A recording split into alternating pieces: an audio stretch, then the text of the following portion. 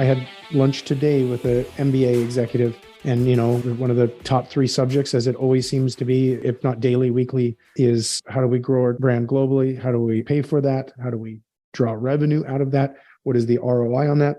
Having seen this from both sides of the pond, do you mind educating everyone listening on what these US domestic teams, or let's say any team looking beyond their domestic market, what should they be doing, in what order?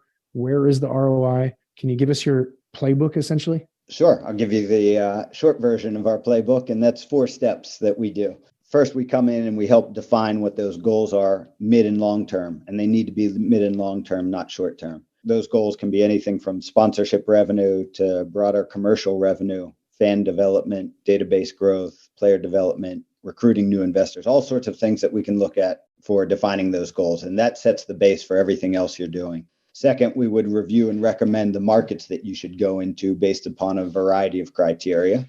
Third, we'll come in and build a strategy for you that would leverage, whether it's your athlete, what the league is doing, what federations are doing, how you can use technology to advance that, and a variety of other strategies. And then fourth, if relevant, we'd be happy to execute that strategy with you, whether it's selling sponsorship rights, aligning with other agencies in the market, social media in the markets, et cetera. It's very helpful. I really appreciate that. This is such a priority for so many properties here in the US, and I know it has been for a couple of decades globally.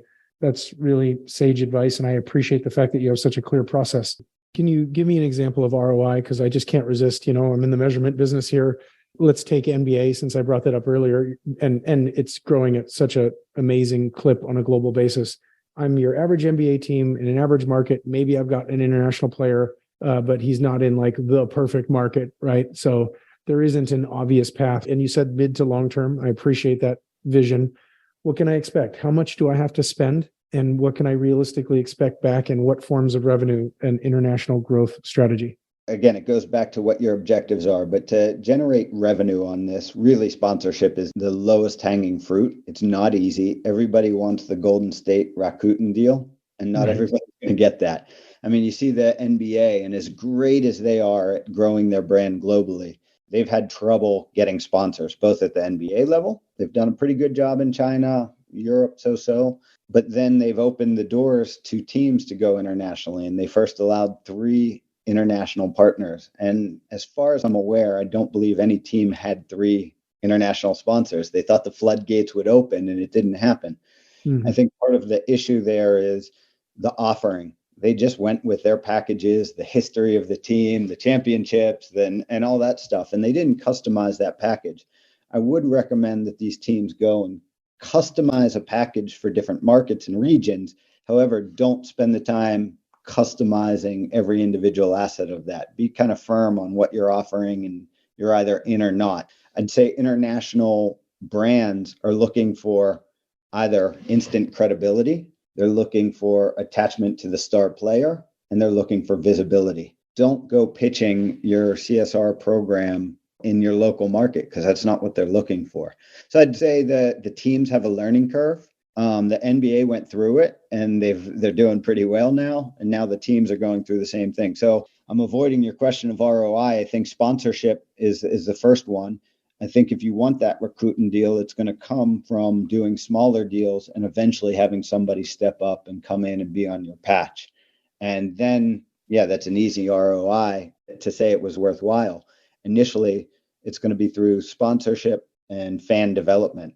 And it might go through membership programs. It might go through new investors coming into the team. But an ROI is going to be tough to measure. What I would say is keep realistic expectations and then grow it as you're growing. But it's important to be prepared when you do have a Giannis. You don't know when that's coming. And if you're not prepared to go to market with fan club offers and merchandising offers and sponsorship offers, it's too late.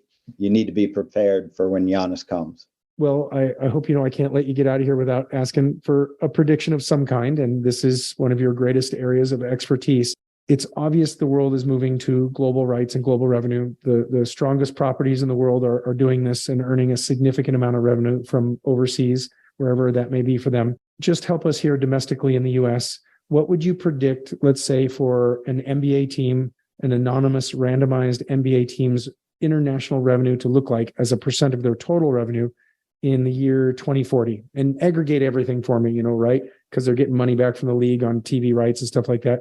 What percent of revenue would you say is going to be international in the year 2040? So if we're looking out 17 years from now, I would say that it's going to be almost an equal split of 50-50 of revenue. Now, there's two ways to getting to that path. One is through league funds of TV rights, which currently about 19%. You also have all the licensing, which the NBA is driving revenue internationally. And that money funnels back to the teams.